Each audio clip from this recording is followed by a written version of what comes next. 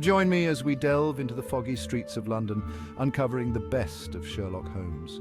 We'll unravel the intricate tapestry of his most captivating cases, dissecting the brilliance of his deductions and the indelible mark he left on the world of detective fiction. Let the old folk style background music transport you to the Victorian era as we embark on this thrilling journey through the mind of a genius.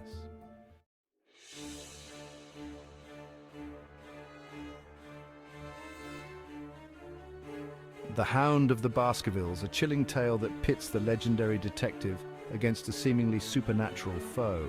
A monstrous hound, said to be the curse of the Baskerville family, stalks the eerie moors of Dartmoor.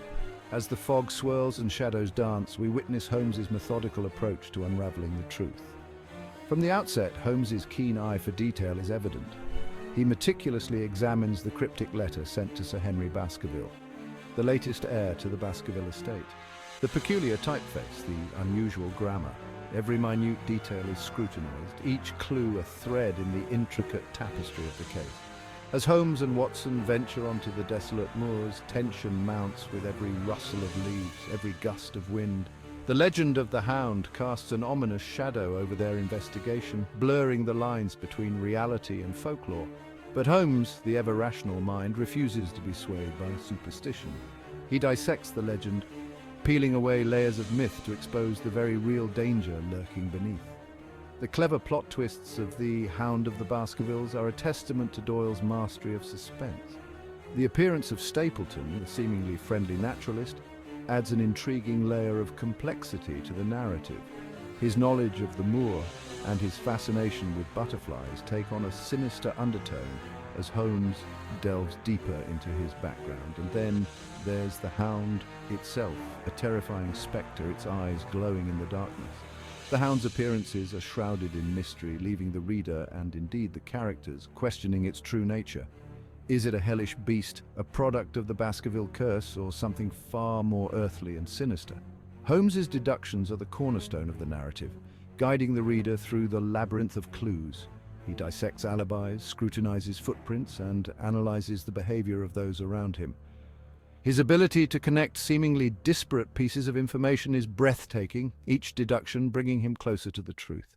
The climax of the story is a masterclass in suspense. The confrontation with the Hound, the revelation of Stapleton's true identity, and the desperate struggle for survival on the fog-shrouded moor are etched in the minds of readers. Holmes's courage and intellect are on full display as he faces down a cunning adversary and a terrifying beast. The Hound of the Baskervilles is more than just a detective story. It's an exploration of the power of logic and deduction in the face of fear and superstition. It reminds us that even in the darkest corners of the world, the human mind, with its capacity for reason and observation, can shine a light on the truth.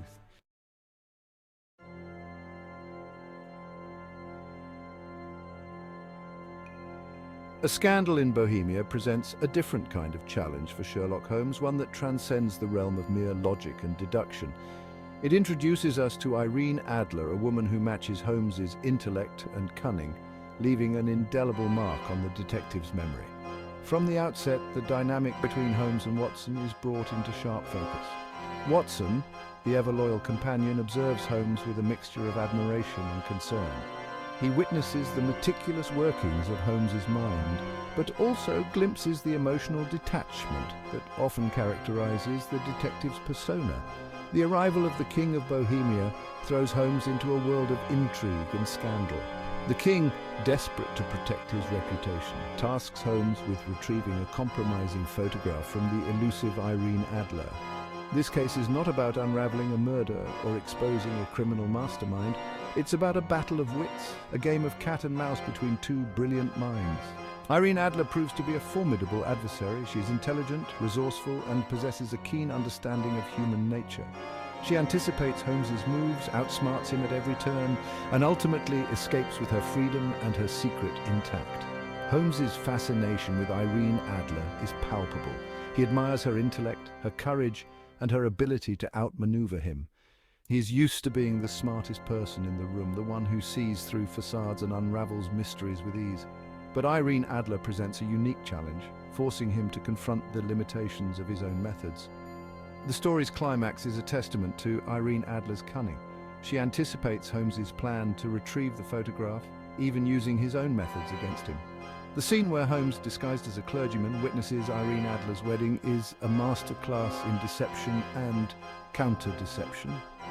A Scandal in Bohemia is a story about the complexities of human relationships, the limits of logic, and the enduring power of love and loyalty. It's a reminder that even the most brilliant mind can be outwitted, and that sometimes the heart holds sway over the head. The story's impact on Holmes is significant. He is visibly shaken by his encounter with Irene Adler, referring to her ever after as the woman. He keeps her photograph as a reminder of her wit and her victory, a testament to the one case where he met his match. A Scandal in Bohemia is a departure from the traditional Sherlock Holmes mystery. It's a story that delves into the intricacies of human emotion, the power of wit and deception, and the enduring allure of a woman who dared to challenge the great Sherlock Holmes.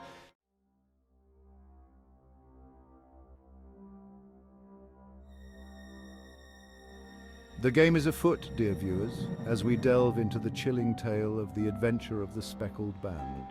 Published in 1892, this story transports us to the heart of Victorian England, a period of great social and technological change, yet one shrouded in shadows and secrets.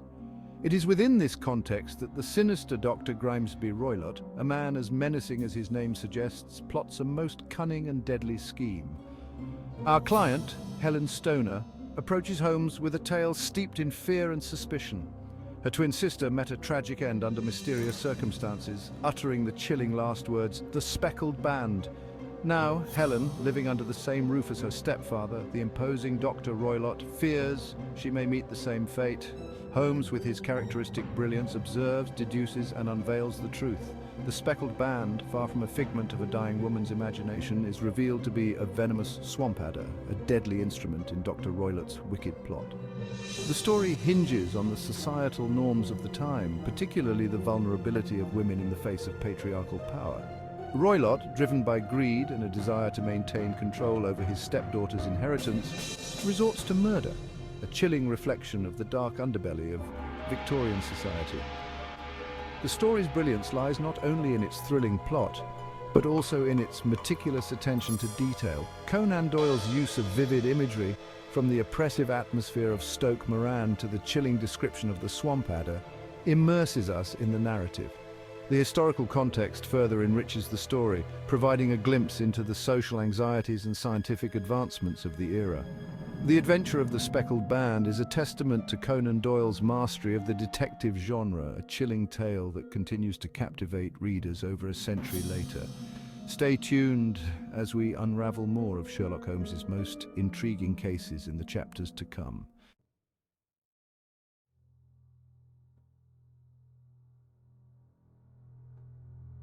The game is afoot, wouldn't you say?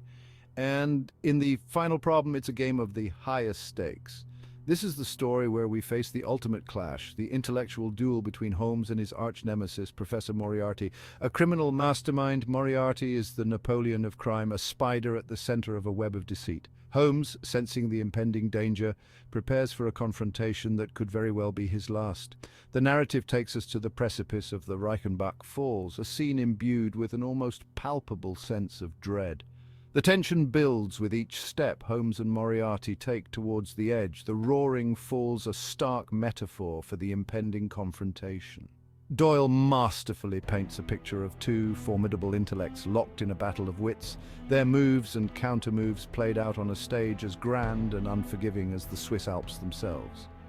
But the final problem is more than just a thrilling showdown. It's a meditation on sacrifice, on the lengths to which one might go to protect the innocent. Holmes, aware of the reach and influence of Moriarty's network, chooses to make the ultimate sacrifice, to vanish from the world, seemingly into the abyss of the Reichenbach Falls. His disappearance, a calculated move to dismantle Moriarty's empire, leaves Watson and indeed the entire reading public in a state of shock and grief. The genius of this story lies in its ambiguity. Did Holmes truly perish in that final struggle? Or did he, with his characteristic cunning, manage to outwit his nemesis and survive? The questions linger, the mystery unsolved, leaving us to grapple with the profound sense of loss and the faintest glimmer of hope. The final problem is a story that stays with you, its echoes resonating long after the final page is turned.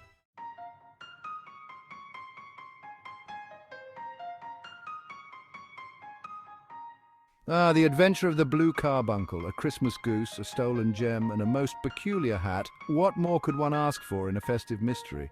It is a story that exemplifies the brilliance of Holmes's deductive reasoning, his ability to find clues in the most unexpected places. The case revolves around a precious blue carbuncle stolen from the Countess of Morcar's hotel room. The prime suspect, a hapless plumber named John Horner, is quickly apprehended, but Holmes, with his keen eye for detail, suspects there's more to the story than meets the eye. Enter Henry Baker, a man of seemingly little consequence, whose appearance in Holmes's Baker Street lodging sets the stage for a series of ingenious deductions. The catalyst, a rather battered hat discovered during a scuffle. Examining the hat with the meticulousness of a scientist, Holmes unravels a story of familial strife, financial desperation, and a daring heist. The adventure takes us through the bustling streets of London, from Covent Garden Market to a goose stall, each location yielding clues that Holmes pieces together with his trademark precision. The narrative unfolds like a game of chess, with Holmes anticipating his opponent's every move, his deductions leading him closer to the truth behind the stolen gem. But the Adventure of the Blue Carbuncle is not simply a tale of crime and punishment. It is a story about redemption, about second chances. Holmes, with his understanding of human nature, recognizes the desperation that drove Henry Baker to his actions.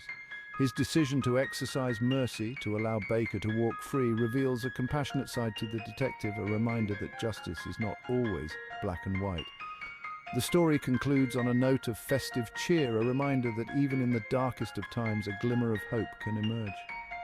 The Adventure of the Blue Carbuncle is a classic example of Conan Doyle's ability to weave intricate plots, compelling characters, and social commentary into a captivating narrative.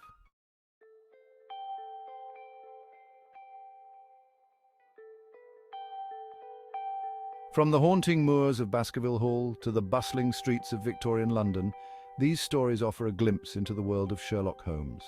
A world where intellect triumphs over brute force, where observation is key, and where the pursuit of justice is paramount. They are quintessential Sherlock Holmes experiences, showcasing his unparalleled deductive abilities, his unwavering pursuit of truth, and his enduring impact on the world of detective fiction. But the legacy of Sherlock Holmes extends far beyond the printed page. He's become a cultural icon, inspiring countless adaptations, from stage plays to films, television series, and video games. His methods and persona continue to captivate audiences worldwide, proving that the allure of the detective, the thrill of the chase, and the satisfaction of a solved mystery are timeless and universal. So tell me, which of these mysteries captivated you the most and why? Leave a comment below. Let's discuss.